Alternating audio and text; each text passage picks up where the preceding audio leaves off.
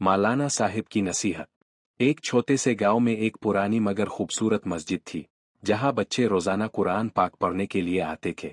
इस मस्जिद के इमाम मौलाना अतीक अर्रहमान साहिब एक नेक और दाना आलम थे, जो निहायत मोहब्बत और शफकत से बच्चों को कुरान की तालीम देते थे।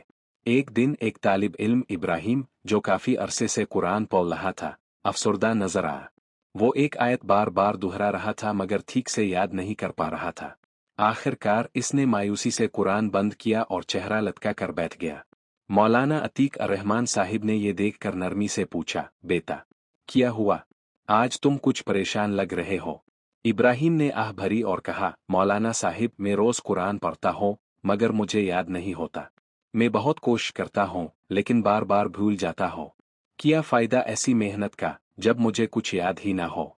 मौलाना साहिब मुस्करा दिए और बोले, बेटा, मैं तुम्हें एक वाकया सुनाता हूँ, गौर से सुनना। इब्राहिम हमातन गोश हो गया। मौलाना साहिब ने कहा, एक दिन एक शागिर्द ने अपने उस्ताद से यही सवाल किया कि वो रोज कुरान पढ़ता है मगर याद नहीं रख पाता। उस्ताद ने इसे एक पुरानी मिट्टी और धूल से भरी हुई टोकरी दी और कहा, बेटा, जाओ और इसे दरिया से पानी भर कर लाओ। इब्राहिम हैरानी से सुनने लगा।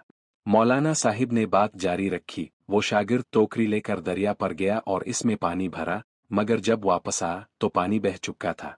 इसने दोबारा कोशिश की, मगर फिर पानी टोकरी में ना रख सका।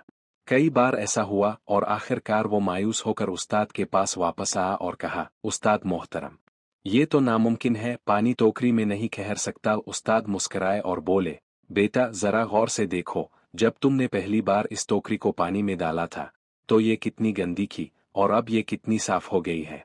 इब्राहिम ने हैरानी से कहा, तो इसका क्या मतलब हुआ मौलाना साहिब?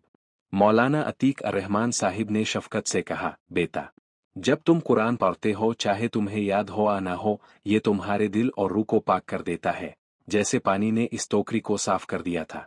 अगर तुम मुस्तकिल मिजाजी से कुरान पढ़ते रहोगे, तो इंशाअल्लाह तुम्हारा दिल भी रोशन होगा, तुम्हारी नीयत भी पाक होगी, और आखिरकार कुरान तुम्हें खुद ही याद हो जाएगा। इब्राहिम की आंखों में चमक आ गई। इसने फौरन कुरान खोला और दोबारा पढ़ने लगा, मगर इस बार इसके दिल में इत्मीनान था। अब वो जान चुका था कि कुरान सिर्फ याद करने के लिए नहीं, बल्कि दिलों को पाक करने के लिए भी है। अल्लाह हमें भी कुरान की मोहब्बत नसीब फरमाए और इस पर अमल करने की तौफीक अता करे, आमीन।